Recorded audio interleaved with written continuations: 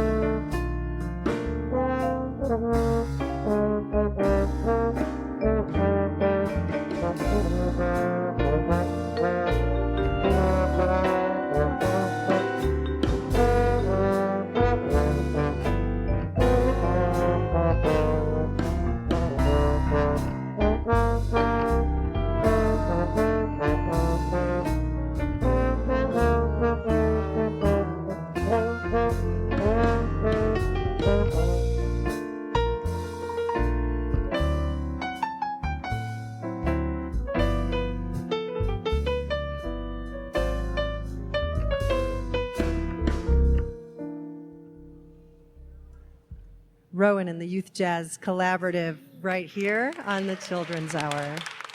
We're at the New Mexico Museum of Natural History and Science. We are so delighted to be here. I am Katie Stone with the Children's Hour right here in Albuquerque, New Mexico. And the New Mexico Museum of Natural History and Science is a treasure here in Albuquerque for learning about fossils and natural history. We're going to find out all about it on the show. We're interviewing paleontologists and so much more. So first I wanted to introduce everybody on the crew, let's start over here. Hello, it's Maya. Hi, I'm Sienna. Yellow, it's Haley. Hi, it's Maya. Hello, I'm Hi, Lucas. my name is Evelyn. Hi, it's Evan. Hello, my name is Ruby. Hi, my name is Katerina. Hello, my name is Thaniel. Wow, what a crew. Let's hear it for the crew, everybody. Hello, crew. Hi. Hello. Yes. And up here, we are broadcasting with a huge band, and I would love to know more about this band, Rowan and the Youth Jazz Collaborative. Can you give us an introduction and tell us who's up there? My name is Phil Arnold. I'm the music director for the Youth Jazz Collaborative. We have kids. This is a program for kids aged 12, 18, middle schoolers, and high schoolers. I'd like to introduce Rowan McGypsy on piano, and Josiah Fidel on piano and vibraphone. Thank you. Isaiah Garcia on trumpet and drums. Zach Nunez on bass, Melissa Hinman on vocals, ukulele, and percussion, Grace Wilson on trombone, and Hannah Wilson on the clarinet. Well, thanks, you guys. And Grace also plays drums. On the show today, here at the museum, we are going to be seeing for the very first time a fossil that has never been on display before. We're going to learn all about it. This is an Ice Age fossil that was basically an armadillo the size of a car. Hard to believe such animals existed, but yes, Rowan and the Youth Jazz Collaborative, can you play another one for us? Sure. This is an original composition by our own Rowan McGypsy. It's called Minor Fantasy. The Children's Hour. It's Jazz Collaborative.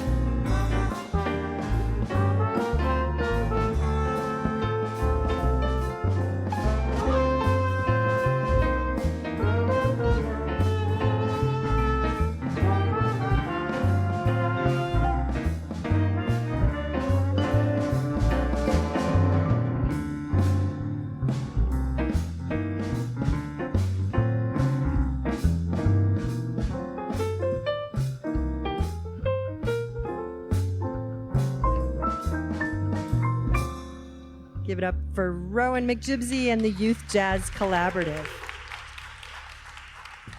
I'm quite delighted to welcome back on the Children's Hour a longtime friend of the show, but also a man who does a lot of, he digs New Mexico, like literally, paleontologist Gary Morgan. Welcome back to the Children's Hour. Thank you very much. Glad to be here. So glad to have you A little different back. from last time in the studio. Now you get to show all your cool things to people all over here in the lobby here. Right. So, well, Gary Morgan, we have a lot of questions for you, and the very first question is coming from our friend Evelyn. Evelyn, are you ready for your question? What is a paleontologist? Well, paleontologists study fossils, but just simply we study ancient life. So people study history, they study the history of people, and we study the history of life on Earth. And we do that through the study of fossils. And it could be plants, it could be dinosaurs, it could be our friend the Glyptodon, the giant armadillo that I'm going to talk about. But anyhow, the study of fossils, history of life.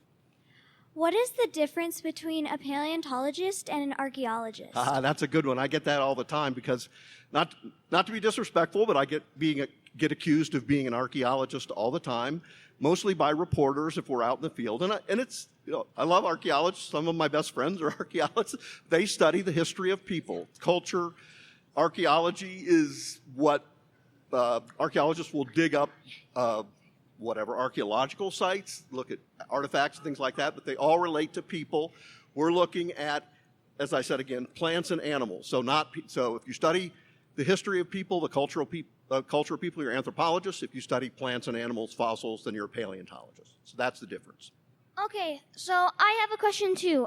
I was wondering, where do you find fossils? Just about everywhere in New Mexico. New Mexico is terrific because we have a very diverse geology. Literally, the entire history of life, not everything is found in the earth, all over the earth, but the last 500 million years of time when we have really good fossils, rocks of almost all those ages are represented in New Mexico. So you have to know something about the geology, about the rocks, to know where to go. Do you want to find a dinosaur, you go one place. You want to find a mammoth or one of these glyptodons, you go somewhere else. But anyhow, New Mexico is a great place for fossils. How deep are fossils? Pardon me? How deep underground are fossils? Well, it really varies. Actually, they pretty much have to be on the surface for us to find them. We do a lot of what we call surveying. We'll go to an area where we think there are fossils, and we walk around on the surface, and we'll find, like we found the bones of this eroding on the surface, and then we dig. And then sometimes we'll have we call quarry, and sometimes they'll go very deep. But for the most part, we tend to find things right on the surface. They've eroded out of rocks that are at the surface of the earth. Gary, can you talk about you've brought out for the visual audience, and we're certainly posting photos to TCH Radio on Instagram, Facebook, and Twitter, but you brought out this never shown before fossil. And it is quite a special guide. Now that looks like a toy that you're holding. It's a toy, but it's just as I've realized through my career as a paleontologist, not everybody's had comparative anatomy classes in college, so they have trouble going from a bone to what the animal looked like in life. So I bought this in our gift shop. I'm not plugging the gift shop. I'm just saying that you can go to any gift shop in any museum around the country and you'll find dinosaurs, but only rarely do they have mammals. And I study mammals. I'm not a dinosaur paleontologist. You'll talk to Tom Williams in a little bit, who is a dinosaur paleontologist. But at any rate, this animal was found south of Las Cruces, and it's actually a new discovery that's an old discovery. I found this thing 20 years ago, before almost all the kids here in this audience were born. I didn't think there was much to it. It looked a little scrappy, so we made what we call a plaster jacket. We used plaster and burlap to encase the fossil, to preserve it, brought it back here, and it sat in our museum storage facility for 20 years until somebody needed a project. We'd run out of projects, and we have a Fossil Works lab right here where volunteers will remove fossils from rocks. Just about a month ago, the volunteers started working on this, and all of a sudden, it was way, way more interesting than I thought it was. It turns out to be the skeleton of a baby glyptodon.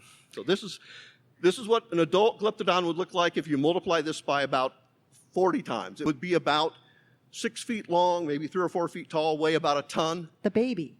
No, I'm sorry, the adult. The adult. No, the baby is maybe not a baby, sort of a juvenile, a youngster, like a teenager. They had a shell that was made out of bones, very thick bones, And you might wonder why I have an armadillo. It is an armadillo. I mean, I'm just going to say for the listening audience, he's basically showing us Everybody loves an armadillos. armadillo. But this is a giant glyptodon is fossil? a relative of the living, everybody's favorite folk critter, the armadillo. You find that on the road in Texas all the time, in Florida where I spend a lot of time. This is an animal it's a mammal. It's originally from South America, and the glyptodons originally came from South America, and that's a little bit of the story also, how they got to New Mexico from South America. But at any rate, these guys have a shell that's actually made of bones. So underneath what you see here, which looks like maybe a material like our fingernails, there's bones. And in fact... And he's getting more stuff off of his tray right now. And there's a pattern. That pattern tells us that this animal with bones, this about an inch thick, that formed a shell, a completely impervious shell that was used for protecting it against predators. So these are called glyptodons. We're talking to Gary Morgan. He's a paleontologist here at the New Mexico Museum of Natural History and Science. You're listening to the Children's Hour, broadcasting from New Mexico Natural History Museum in Albuquerque. We'll be right back. The Children's Hour is produced by the Children's Hour Incorporated, a New Mexico nonprofit dedicated to producing high-quality kids public radio. You can find out more at childrenshour.org. Support provided by Friends of the Children's Hour.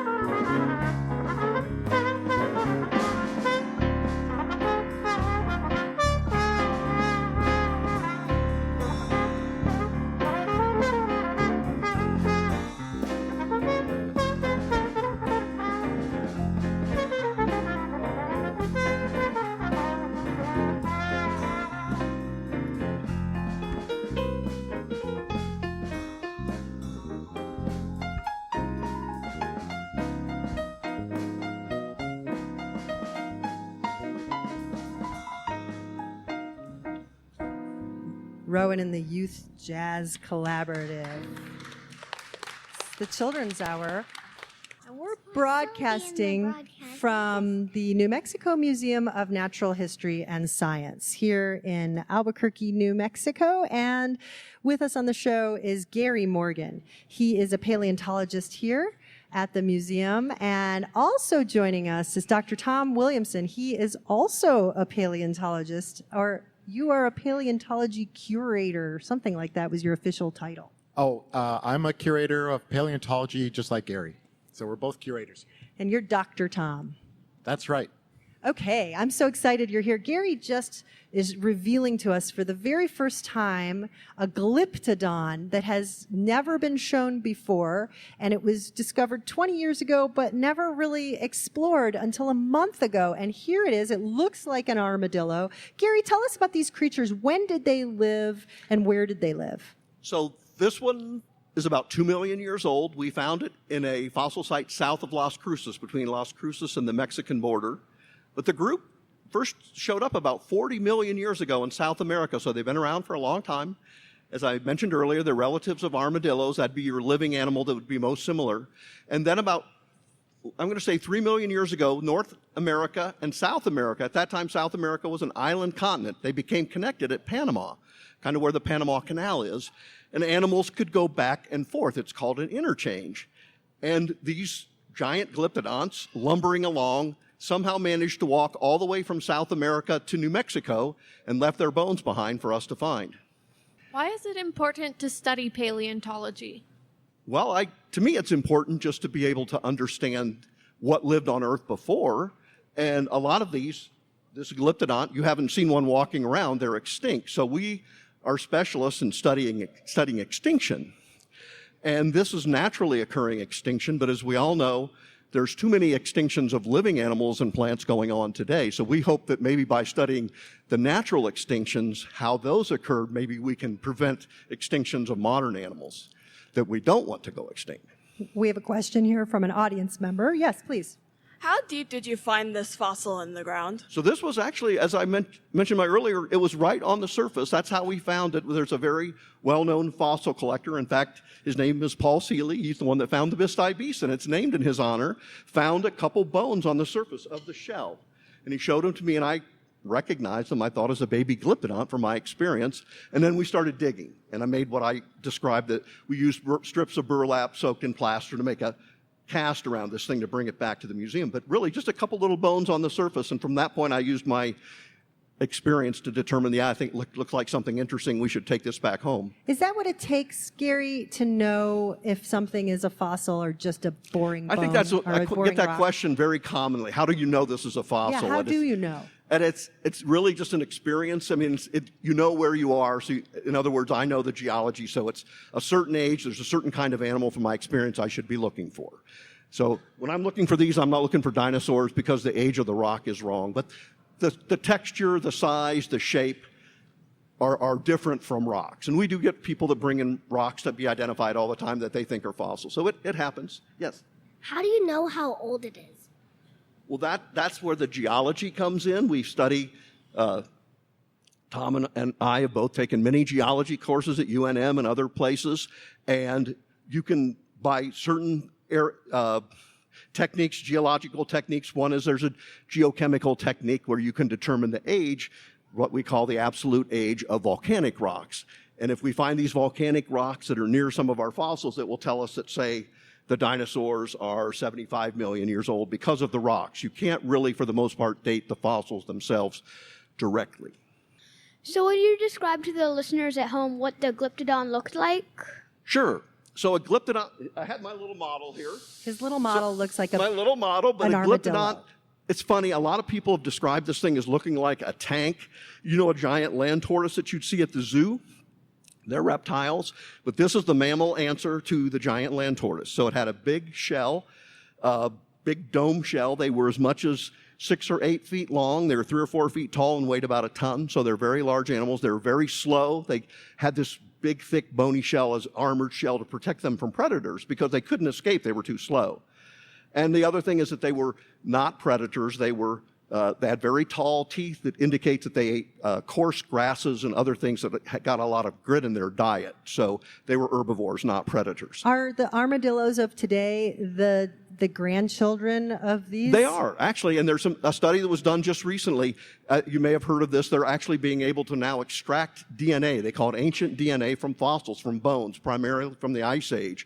They did this on a glyptodon from South America, and they're very closely related to armadillos. In fact, they nest, so to speak, within the family. You may know that there's probably 10 or 15 kinds of armadillos in South America, not just, we have one. The nine-banded armadillo, if you're in Patagonia in South America, they have 15 kinds of armadillos.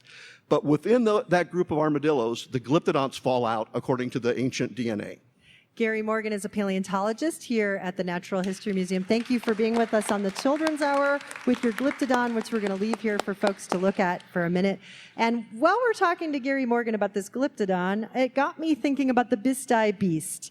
And for folks who are not dinosaur lovers like myself, Dr. Tom Williamson, can you explain the Bisti beast?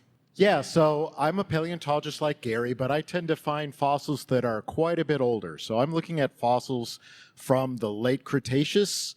These are about 65 to 70 million years old.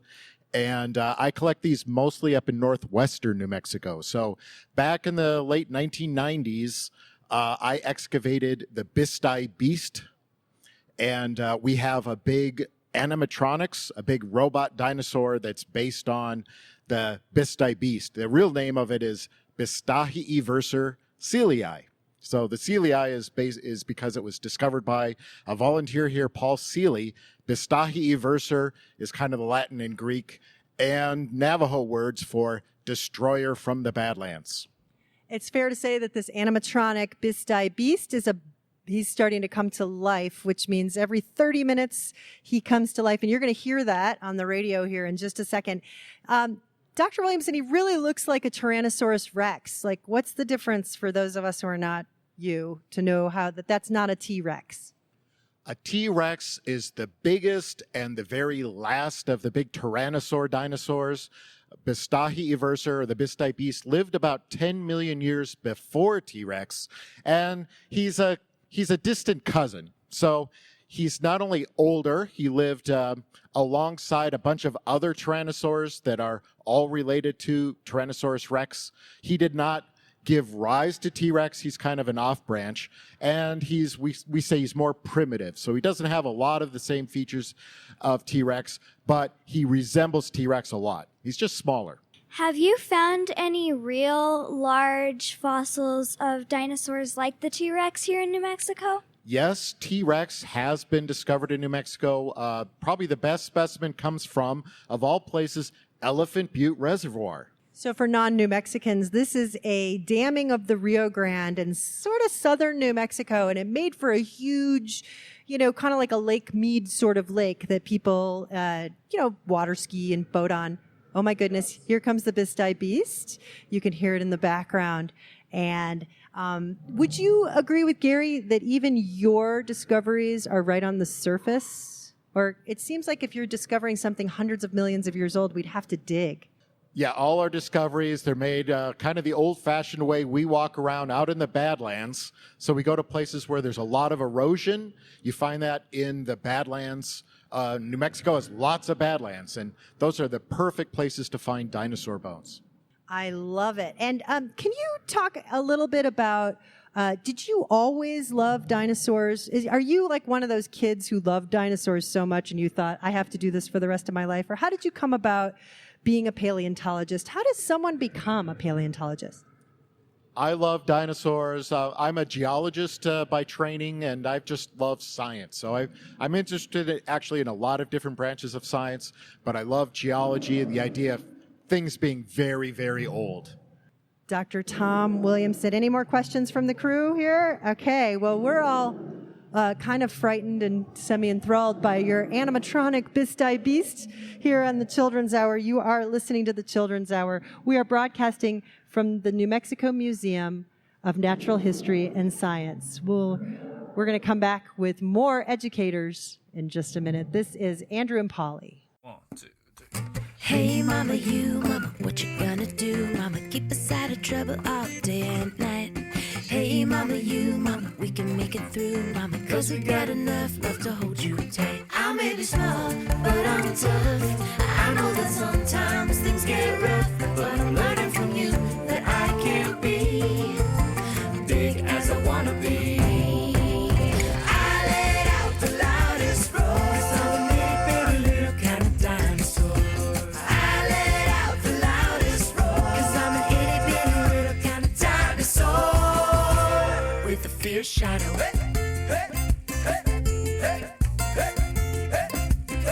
A fierce shadow.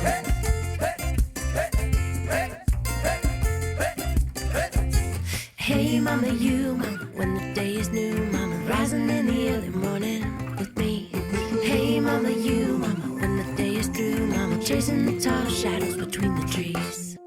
I may be small, but I'm tough. I know that sometimes things get rough, but I'm learning from you that I can't be big as I wanna be. Let's go. I let out the loudest roar, 'cause I'm an itty bitty little kind of dinosaur. I let out the loudest roar, 'cause I'm an itty bitty little kind of dinosaur with a fierce shadow. Ooh, a fierce shadow.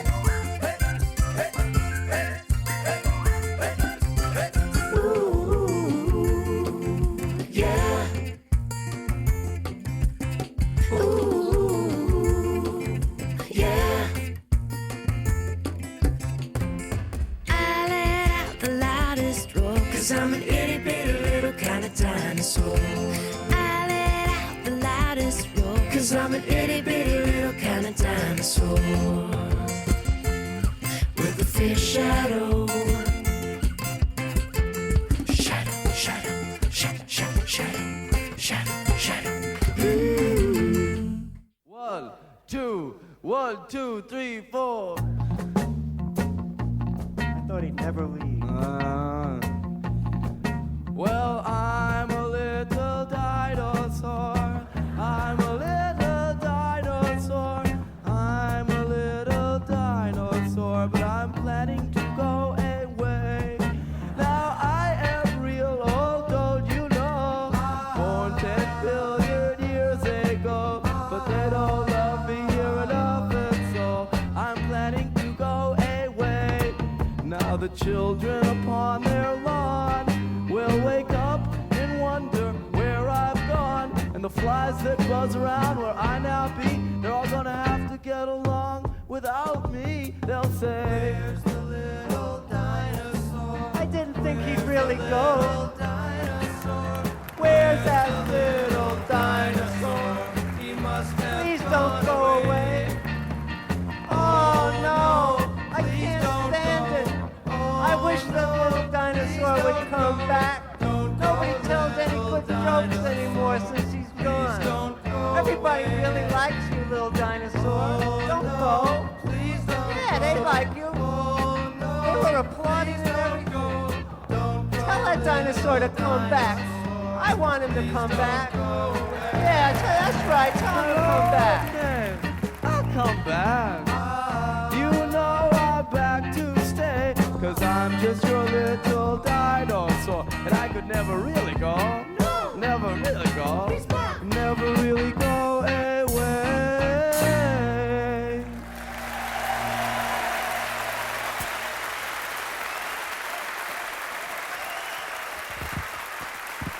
Jonathan Richman and the Modern Lovers with I'm a Little Dinosaur. And before that, Tiny Dinosaur is Andrew and Polly from a release called Ear Snacks. And you're listening to the Children's Hour. I'm Katie Stone, and here with a bunch of kids, we're going to interview next Mike Sanchez. He is a museum educator here at the New Mexico Museum of Natural History and Science. And we've got questions for you right off the bat. Mike Sanchez, are you ready? Wonderful. Sounds good. What do you do when you think you found a fossil? That's an excellent question. If you find a fossil, you never know if it might turn out to be something very, very important. What you do is if you find a fossil and you think it might be a backbone, it might be a bone or something, take a picture of it. Don't move it if you can help it. And bring it to the attention of your local university or your local museum and let them know what you found. Interesting story. Little boy, 3 years old, was out in not too far from where we live here in Albuquerque, and he found dinosaur eggshells. And it turned out to be something very, very important. And so if he hadn't had his eyes on the ground and figured out exactly where those were from, we would never know about those. So find something, let somebody know, all right? It's important. The minute a specimen is taken away from where it was found, it loses its scientific value. And what it's all about is all about the science. Wait, why does it lose its scientific value if you move it from where you found it? That's also a great question. The layers that they are in tell you something about when the fossil, what comes from, what age it is, all this information. If it's moved from that, suddenly you lose that very, very important information. They do all kinds of interesting things with fossils. They even sometimes in jackets, they will not only get a GPS point on it, they'll even put a compass on there and glue it into the jacket so they know which way was north when the fossil was deposited or after it's been found. Why do all those details matter? Like what direction the fossil was found? Why does that matter? Well, every time we study a fossil, we learn more and more and more about when the animal died, about things that we never even knew. Kind of really interesting is that somebody might be asking a question 20 years from now that no one even thought about today. And if we didn't have that information, then that's stuff that has gone away. It's basically you lose it. Once you take something out of its context, out of where the fossil was found or where it was, it suddenly, it just no longer is, you never even know what questions you might be asking, want to ask 20 years down the way. Mike Sanchez is a museum educator here at the New Mexico Museum of Natural History and Science in Albuquerque, and telling us what to do if you think you found a fossil. I'm just going to ask, and you can just answer, my crew can just answer in a big yes or no. Do you think you've ever found a fossil? Yeah? My dad found petrified wood. So Ooh, petrified wood? That's pretty cool. I think I found an alien fossil. An alien fossil. That's cool. I think you should take a picture of that and show that to your museum educators, just like Mike Sanchez. In the background, Rowan in the Youth Jazz Collaborative.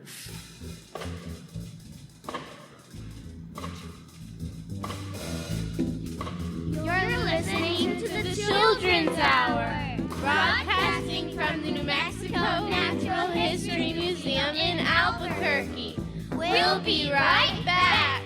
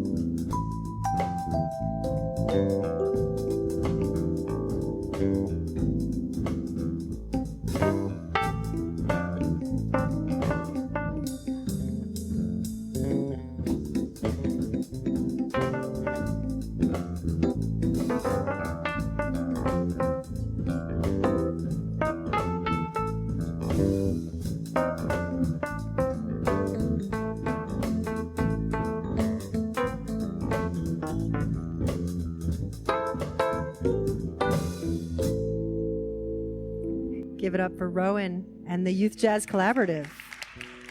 We're broadcasting from the New Mexico Museum of Natural History and Science here in Albuquerque, and there's an animatronic dinosaur right in front of us, the Bistai Beast, and he's opening his mouth and closing his eyes, and he sure looks alive. He's animatronic. And here on the Children's Hour, we love to feature kids who are talented. And that's why we would really love to hear something else from Rowan and the Youth Jazz Collaborative. And I think they're ready for us. I believe so. They're getting in position. And there's probably, 8 kids up there playing jazz just for us here at the museum. And some of these tunes are original, written by Rowan McJimsey himself, and others are not. But these kids practice a lot, and you can tell. So whenever you're ready, Rowan and the Youth Jazz Collaborative, take it away.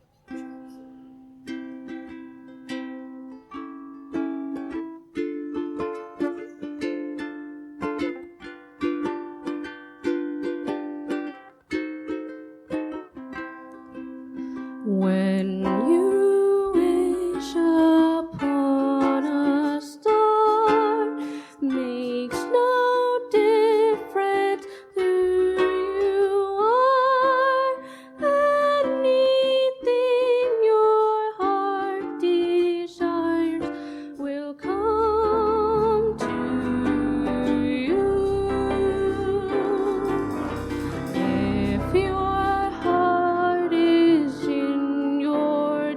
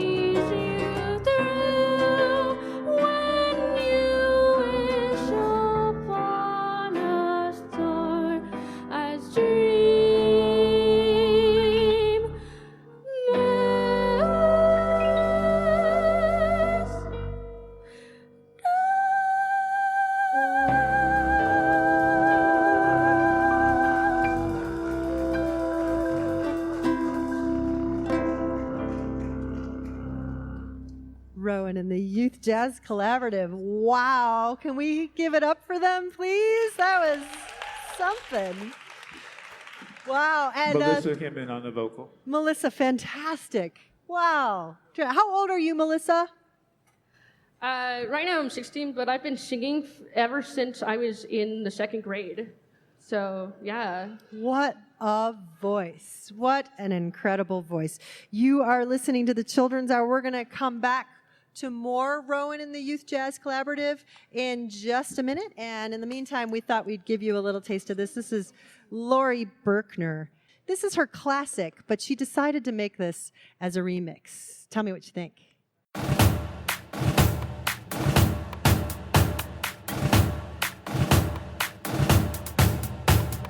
We are the dinosaurs. We are the dinosaurs. We are the dinosaurs. We are the dinosaurs.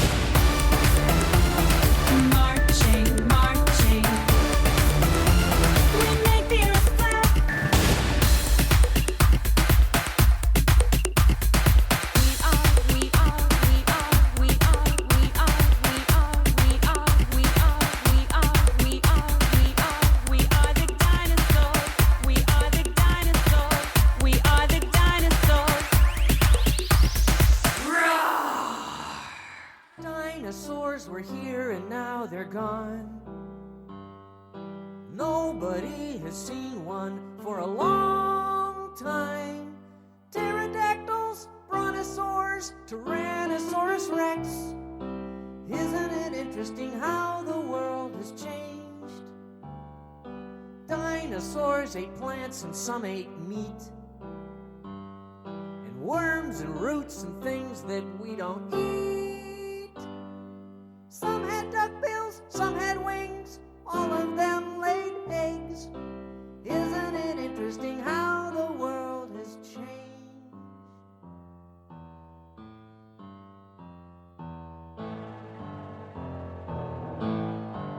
Stegosaurus. He had two brains but was very dull. Stegosaurus. One in his tail and one in his skull. Stegosaurus. Horns and spikes all over his back. Stegosaurus. He flattened his enemies with a Brachiosaurus. He was a giant 40 feet high. Brachiosaurus.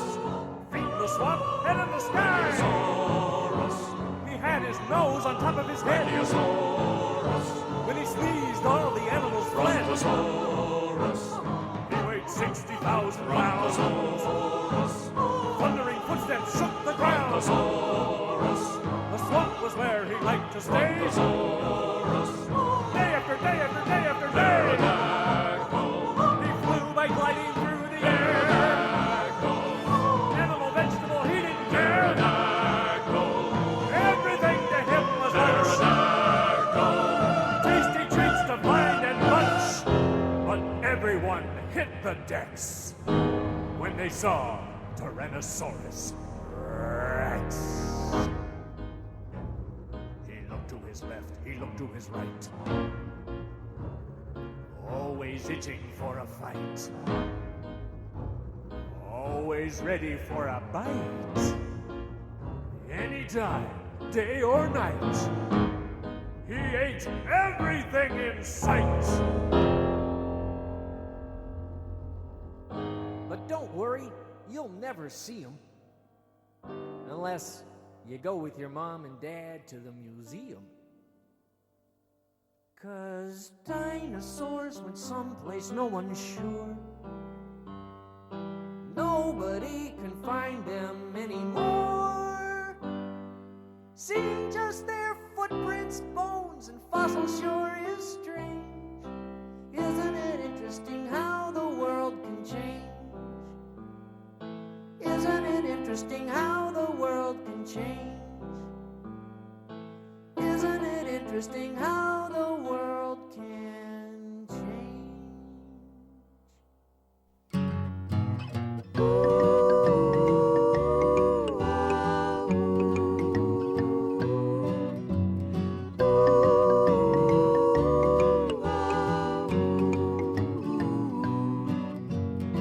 Back in the days of the dinosaurs, when Tyrannosaurus Rex was king, there were plants and insects too, and some of them had wings. Though the dragonfly was much bigger then, his wings were 2 feet across, and they helped him stay well out of the way of Tyrannosaurus Rex, the boss.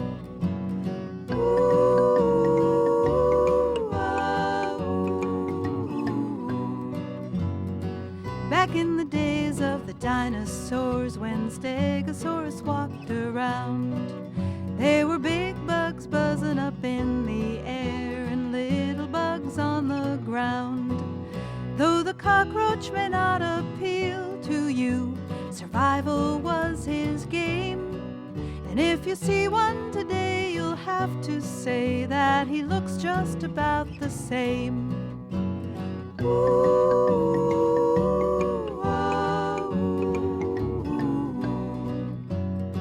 Back in the days of the dinosaurs, 200 million years ago, there were insects we don't have now. Are you wondering how we know?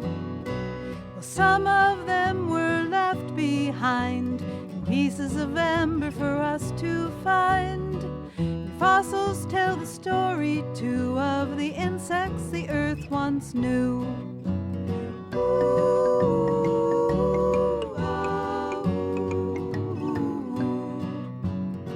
Back in the days of the dinosaurs, when Tyrannosaurus Rex was king, there were plants and insects too, and some of them could sing. Well, the cricket had lots to sing about, that's become very clear.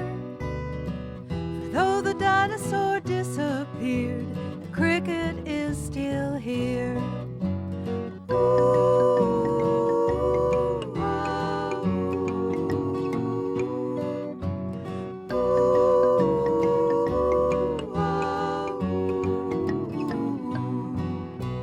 Some of them were left behind in pieces of amber for us to find. And fossils tell the story too of the insects the earth once knew.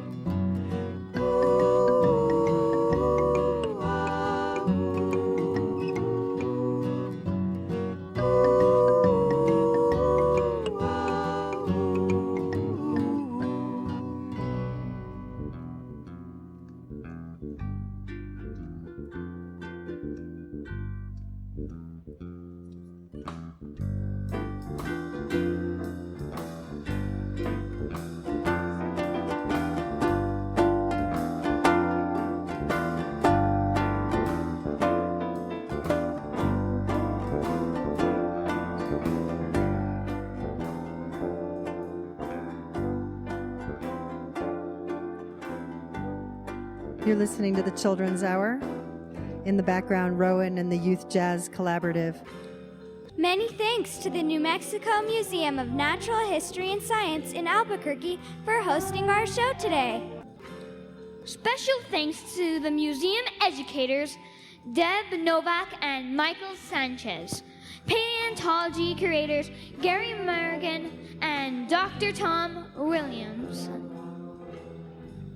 The Children's Hour is written and produced by Katie Stone with help from all of us on the kids crew. Andres Martinez provided our live engineering, and Jerry DeTata ran the board back at KUNM. We'll be back next week with another edition of The Children's Hour!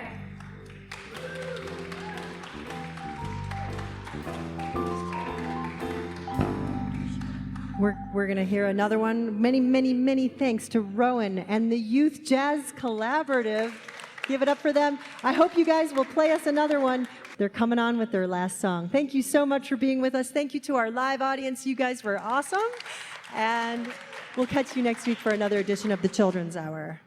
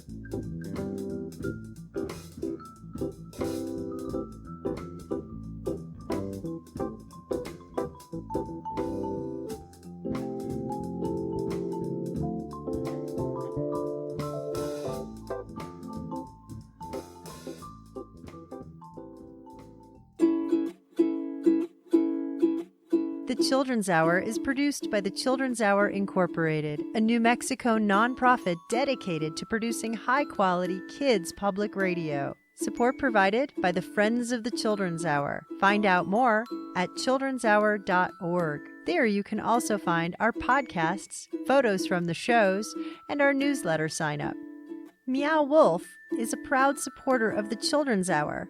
Meow Wolf believes that engaging educational content is one of the best ways to fuel a child's imagination, and that's truly a powerful thing.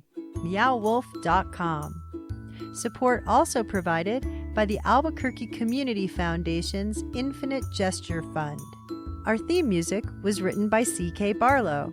We'll be back next week with another edition of The Children's Hour, Kids Public Radio.